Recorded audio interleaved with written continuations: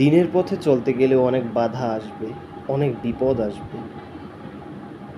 তো এই দাওয়াত দিতে গিয়ে আমাদের যেহেতু অনেক বাধার সম্মুখীন হতে হবে, এই জন্য যতই বাধা আসুক, রাসূল সাল্লাল্লাহু আলাইহি ওয়াসাল্লাম যখন দ্বীনের দাওয়াত দিয়েছেন, অনেক বাধা প্রদানের সম্মুখীন হয়েছেন।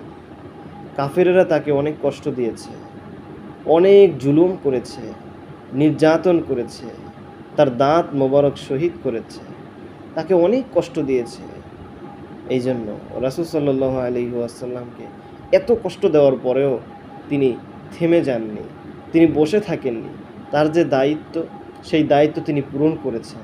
সেই ইসলামের দায়িত্ব, সেই ইসলামের প্রচার চালিয়ে গিয়েছেন।